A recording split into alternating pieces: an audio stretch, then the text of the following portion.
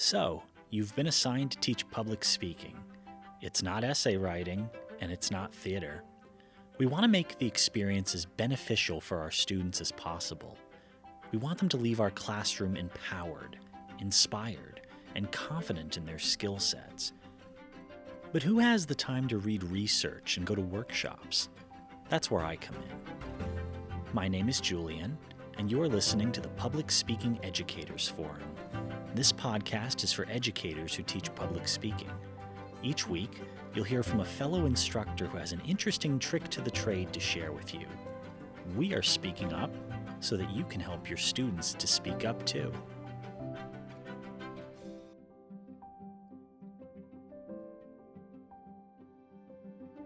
Tonight on the forum, we'll be speaking with Dr. Rebecca Dean. Dr. Dean has recently retired from Northampton Community College in Bethlehem, Pennsylvania, where she taught for 30 years and served as the college's first program coordinator of speech for the department that she founded. Dr. Dean earned all three of her degrees from the University of Pittsburgh, where she studied communication and cultural studies. Over the years, Dr. Dean taught public speaking on many occasions, and at one point was tasked with redesigning her public speaking course with a cross-cultural emphasis, which will be the focus of our discussion tonight. Dr. Dean, welcome to the forum. Thank you, Julian, and please call me Rebecca. Thank you.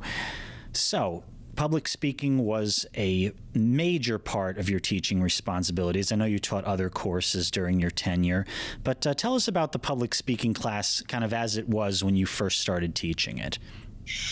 Before I was tasked with revamping and establishing a communications department to make sure that the college had a core curriculum. I wrote courses, the intro speech course, then we had to have a public speaking course, the advanced course. And so I styled it after the traditional public speaking courses that one would take as an advanced course, a 200 level course.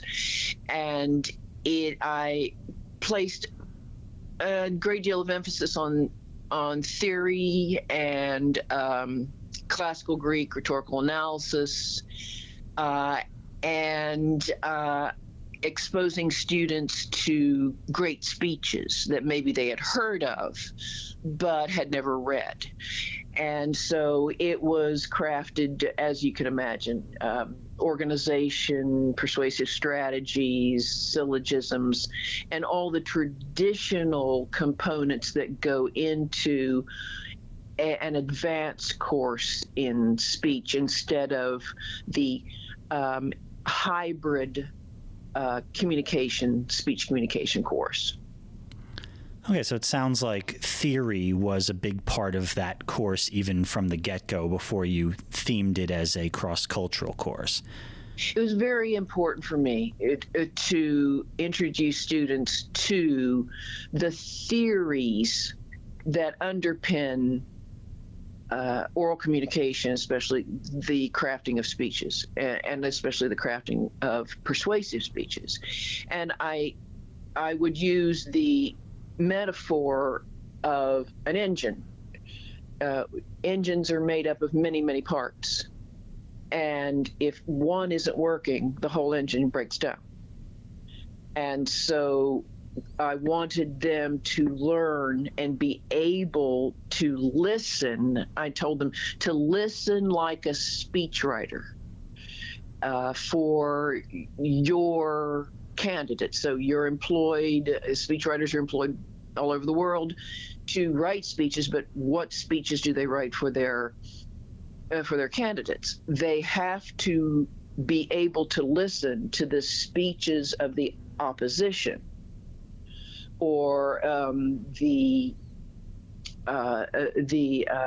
person running against their candidate in order to be able to decode into this into the nuts and bolts and the carburetor and the fuel pump and all the rest of it, so that and I told them that when speechwriters they absolutely have to listen to the speeches of the opposing candidate, so that they can understand how these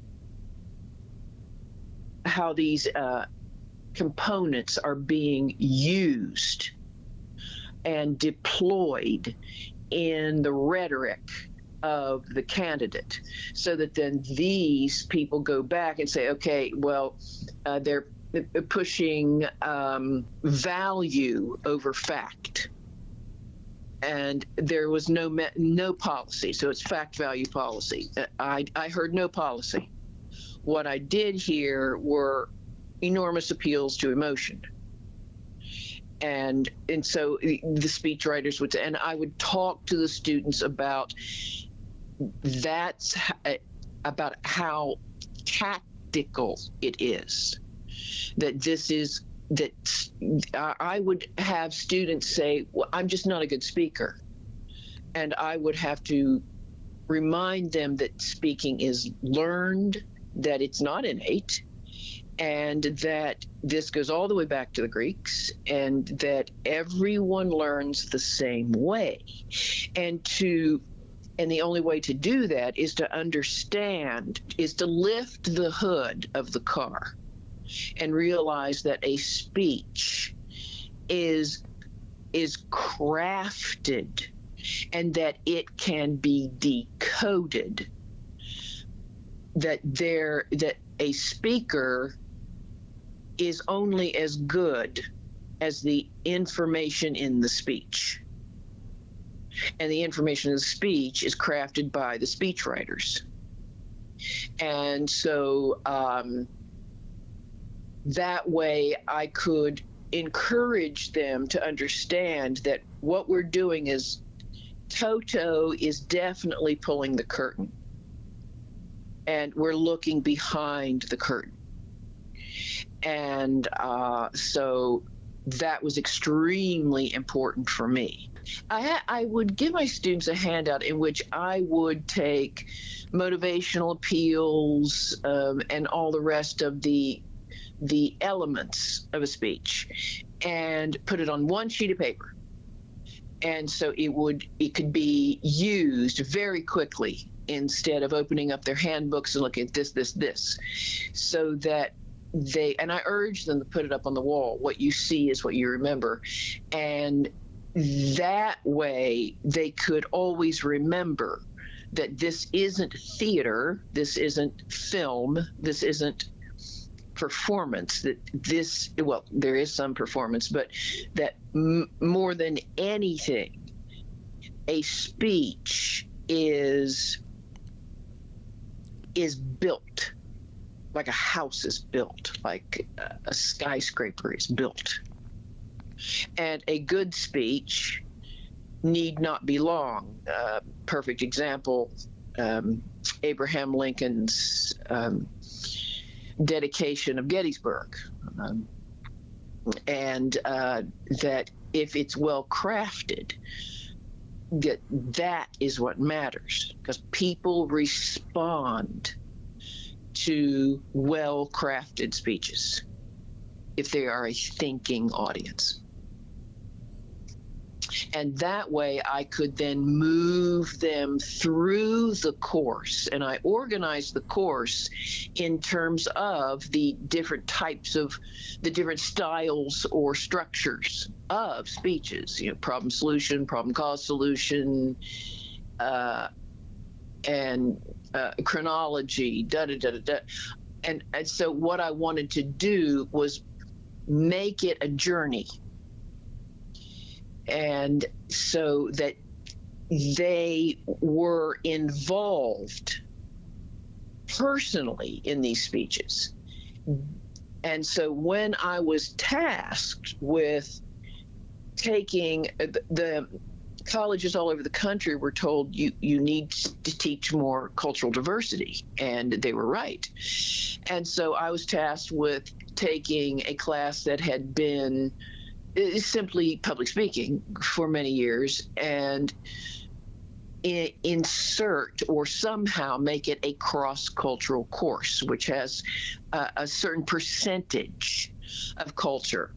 And I knew that because of my education at the University of Pittsburgh with their excellent, world-famous educators in cultural studies, Gayatri Spivak, Marsha Landy, and others, and that my studies in cultural studies, where it began, University of Manchester, and with Raymond Williams, and then the next generation with Stuart Hall and all of that, that I had something called a functioning definition of culture. And that's what was missing in the school. And it's no one's fault. I mean, it's very difficult to say what's culture. And so because of my training at the University of Pittsburgh, I had one. And it is a set of beliefs and practices specific to a group of people, which moves you away from the obvious, what we might call differences that could be used as an excuse for different culture. So a set of beliefs and beliefs or ways of thinking and acting is all around us all the time. And Stuart Hall said, all of us are many cultures at once. And indeed, there's the culture of childhood. And, when I was a child, I spake as a child. Now I'm a man, and I speak as a man. And so we change our own cultures. And so I was so eager to inflect the whole class with this beautiful definition of culture, because it absolutely requires a dialectic. You must examine yourself and your multiple cultural identities. You are a son, you are a daughter, you perhaps are a mother, a father, you are a member of this, that, or the other social class. No, things that are not visible. You are a parent, the culture of parenthood. And so that way we could expand the meaning of culture and do away with the idea of, oh, gee, I have to get on a jet plane and get jet lag in order to encounter a different culture. No, you don't. You encounter different cultures all the time. If you visit your grandmother, you are going to be in a certain cultural mode. And then when you're with your friends, you're with the culture of your youth. So you've gone from the culture of someone who has many decades on you, and then you shift gears seamlessly to interact with people of your generation. And what we're doing here is shifting gears seamlessly from culture to culture to culture, and we never even think about it until we get a definition of culture that isn't about where you're from on the planet. It's not relegated to that which we can see or the accent that we hear. And as I said before, that requires the dialectic of examining oneself and as multicultural. And so it was fun. It was fun to enhance public speaking into a cross-cultural course. I so enjoyed it. Well, given your background in cultural studies, it sounds as though this was a very welcome task for you. Anyway, please continue. When the colleges and universities all over the country were told by the Department of Higher Education that we had to include cross-culturalism, that we had to include the teaching or the education of culture, it was an enormous challenge to many of my colleagues all over the country. I feel very fortunate in that I was equipped with traditional cultural studies training, first out of the University of Manchester in England, and then as it was carried over. And so it was so very fluid. It was growth. It caused the class to become richer, and it didn't take any time for this change. But for people who are still told that culture means, well, you're this race and I'm that race, I felt very badly, and it was an enormous challenge for some of my colleagues, and I'm sure all over the country. And so I had the advantage of that education. And in this situation, it worked very well. It worked beautifully. So when we think about the redesign of a course, obviously that includes retooling assignments. And there's one in particular that I wanted to discuss. You had assigned a personal experience speech as one of the earlier assignments in your public speaking class, which was then retooled with the cross-cultural emphasis to the self as culture assignment. Yes. In order to educate the students in the different structures that you have at your disposal in writing a speech, what structure should I use to introduce this? Even persuasion has many different structures. So I use the personal experience for chronology and how to take an experience and craft it to meet a time limit. And so we talked about how much time to spend on the telling of a story. And storytelling is as ancient as humanity itself. And so we would talk about how much time to spend on the intro as opposed to how complex is the story you wish to tell. If the story is seemingly simple, but it had a huge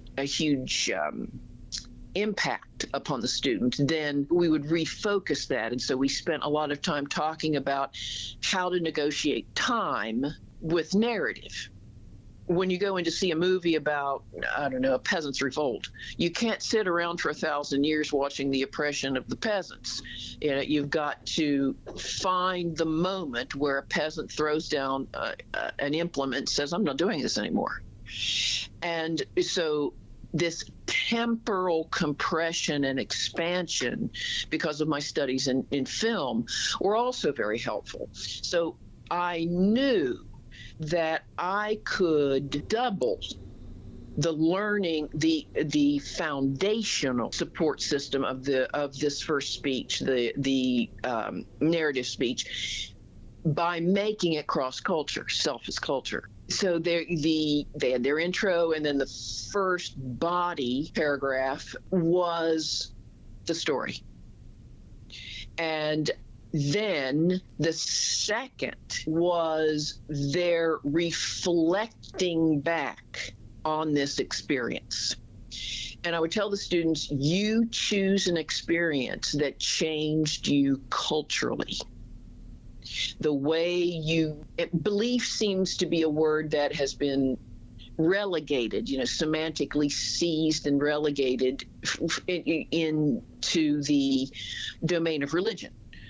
whereas we can, where it isn't. But I didn't want to deal with that slippage, and so I would say, I always give my students handouts. Beliefs and practices, the ways of thinking. You can believe in Santa Claus, and then you don't. Or you can believe this or believe that, but thinking, what you think, changing thinking and action is something that can barely be forced. It has to be done interior. You do it because you have experienced life. And we talked about wisdom and how our elders tell us stories so that we will learn from their mistakes or from their successes. And so what I did was first introduce them to Raymond Williams, and I asked the students first, can anyone define culture? And no one could, because no one had ever told them this is what culture is. And so we talked about how beliefs and practices, or what you think and what you do, frees you up. It frees you up from those things that you see are different.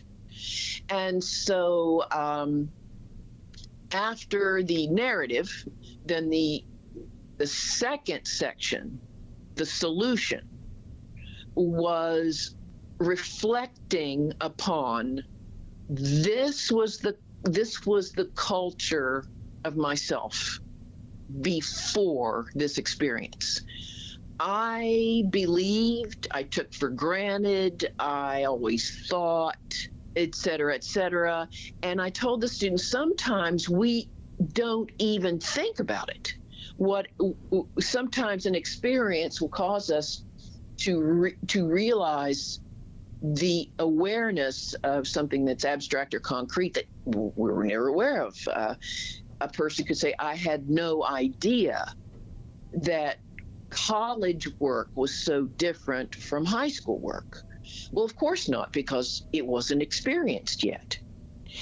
And so how do you talk about ways of thinking? Well, your ways of thinking about college were that it was probably a lot like secondary education. And so the actions, what were your actions? Well, I never worried too much about it. Or there could be the flip side of that, the student who's terrified of college, never survive, I'm not smart enough, which is, we hear, all of us in education hear that all the time, especially higher ed. And so because experience is education, it's experiential education, then it took a great deal of weight off their shoulders, because they realized that their lives were educational. They just weren't sitting in chairs. And so they had to choose a topic, an experience that they felt comfortable sharing with the class. Then after that, it was, well, let's say before I never thought about, I thought, oh, it'd be this, college is probably the same. And I'll have much more time. I won't be, 7:30 to 3:30. And so what did I do? Well, I didn't think about it. I just signed up for college and showed up. After being in college for a year, because this was an advanced course, it had a prerequisite, I know that the educational structure is completely different from secondary ed. And so what I do now is manage my time better. I have to set boundaries and limits with not just my friends, but with my family. I'm a first-generation college student, and they don't seem to understand. And many students would say, friends of mine just started working a 9-to-5 job, and they couldn't understand that just because I wasn't in class, that my work wasn't over. And so this reflection of the culture of myself before the experience and the culture of myself after the experience allowed me to use problem solution and narrative. They had to tell a story. And so it functioned on so many levels. And anything that is personal, when you are sitting and someone is telling you a story, I lived this happened to me, I am the man, I suffered, I was there. You've got them. I said, you've got them in the palm of your hand because you're self-disclosing. You're telling a story, and everybody has a story, and we're all telling stories. And I'm as fascinated as you are. And the only thing we have to worry about is it an experience that lasted over a year, as in getting used to college, or was it my first broken bone, or when my little sister was born, or when we moved? And so we played with time within the parameters of the structures, and I was just pounding structure. And structure is all you have. A house has a structure. Roads have structures. People who fly through a stop sign endanger everybody. The structure is there for the benefit of the driver. The structures of rhetorical analysis are there for the speaker. And so I was telling them, you're using many layers of rhetoric within this seemingly simple speech. And so I was able to shift it from your typical what I did last summer. And that's a perfectly reasonable question. Gee, what'd you do last summer? Well, that's a nice way of clearing your throat and getting a feel for the sound of your voice as it bounces off the walls of a classroom or whatever. But that summer changed you. It will never come back. It's over. It's in your memory. And something in that summer happened that caused you to think of something, to grow in a particular way, not just in terms of age, but that summer is unstructured and school is structured. And so we were able to dignify what seemed like, what you might call rinky-dink topics. They're not. What I did last summer it is a selfless culture speech. All you'd have to do is say, well, what did you think about X, Y, or Z before you went to this camp, or before you took a road trip with your friends, and what are your thoughts now? And someone might say, as long as I live, I will never go back to X, or as long as I live, I'll never travel with this person, or I had no idea that because I live in mountains that what it's like to be in a landscape that's flat. Whatever happened changes you because you grow, and you can't help but grow if you include the self, if you analyze yourself, and then you surface that growth by articulating it. And it was the articulation that was the greatest challenge for the students. I'm not telling anybody, any educator, any parent, anything they don't know, when I say that American education is in intensive care, and that students this objective testing has destroyed critical thinking, reflection, rumination, and also everything is in a bubble. History floats in little bubbles. 1492, Columbus sailed the ocean blue, blah, blah, blah. There is no narrative to it. And it privileges people who are very good at memorization.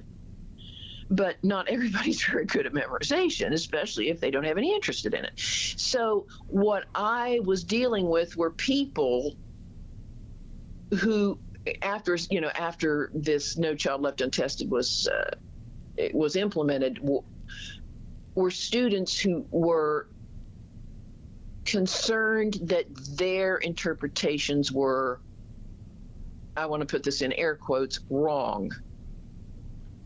You can't have a wrong interpretation. It belongs to you. And so I had to spend a lot of time dignifying their opinions. Second, the generation I was teaching, and I was at a community college, I was working with people who had 1/3 my vocabulary. Now, English has the largest vocabulary of any language in the world, except, I think, Mandarin Chinese.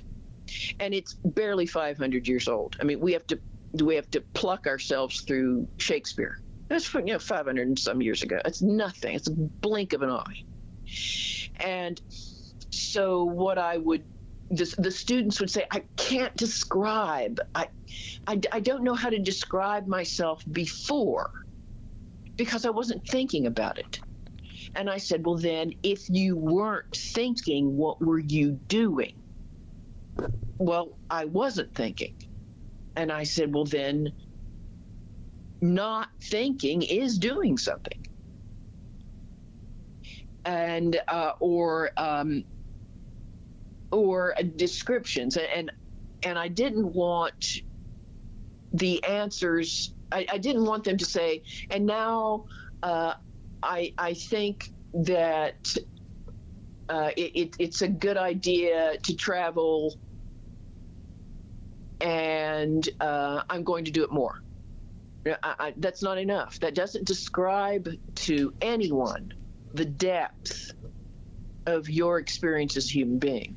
You must dignify yourself, and the way to do that is to stretch your vocabulary. And part of my responsibility as a college educator is to do that. And so I introduced them to the thesaurus. And I told my little selfish culture speech that I'm a teacher's kid. Both my parents were educators, and that you can never find enough words. You can never, there are so many words in English. It's an ocean of language, it's the ocean of words. And the only way to navigate it is to use the thesaurus. And if you have a word that's very simple, it was good, it was fun, look up fun. And look at all of the synonyms for fun. And find the one that works. And so then we would have Thesaurus Day. And that functioned to fulfill the further objective of public speaking as enhancing and expanding the vocabulary. And I told them, everyone, the greatest writers in the world, agonize over just the right word, especially poets, for heaven's sakes. And I said, what you're doing is the norm. This is what it is to put what you've never thought about before into a structure and choose just the right words to help us understand what you experienced. And so by being charged with taking public speaking and making it cross-cultural, it made the class better. It fulfilled the objective of the class 1,000-fold. In a typical communication curriculum, intercultural communication is usually viewed as an upper level facet of the curriculum. It's usually you take the basic speech courses and then you go into interpersonal, intercultural, small group, so on and so forth. So by fusing so much intercultural content into a public speaking course, how do you basically give the students the requisite knowledge they need to do these types of assignments justice without completely disregarding the basic skills that you need to include in a public speaking course, like extemporaneous speaking and things like that? By making sure that every single speech, not extemporaneous, all of them, must include that dialectic. It must include reflection. It must include the progression of thought, feeling. An extemporaneous, if someone said, okay, give an extemporaneous speech about your favorite song. I think it's innate. People can remember the first time they heard a song. Just as people can remember where they were at 9/11. I hate to use such a negative analogy, but there are certain, when an individual hears or experiences something that's significant. It's significant for a reason, and the reason is personal. And your best friends could hate the song, but you like it. And so to ask yourself, in the extemporaneous speech, I would simply tell the students, you must close down this speech with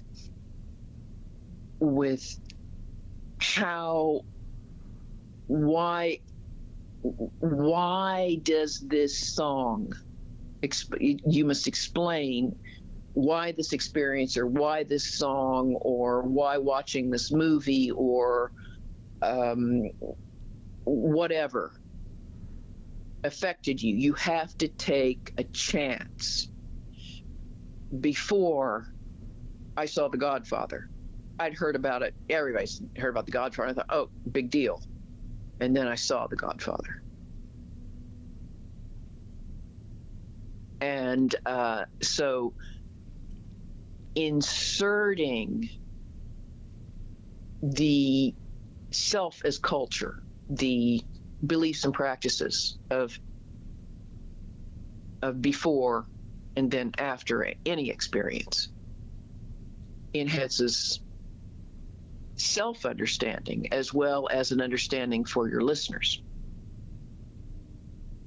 That's why it's so, from my point of view, and luckily from my education,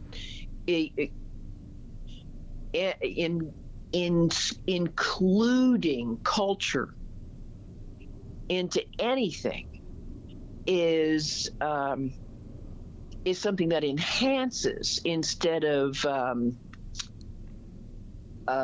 overloads. And it can only overload if you separate it. It has to be an ingredient in the soup. It can't be a separate dish. It has to be in there. And the beliefs and practices or thinking and doing is how we live. We think something and we do something. And so this could apply to sociology, anthropology, all of the humanities, of course. But also, I think that consider if we take a look at the culture of the United States, we thank heaven for Dr. Fauci, the Fauci effect. Young people are being inspired by him, and they're rethinking math and science. And so how easy would that be, before and after Fauci? and in a science class, a math class, or let's say a biology class. All right, now we're going to talk about viruses. Of course, Anthony Fauci's name is going to go out. And of course, you're going to talk about the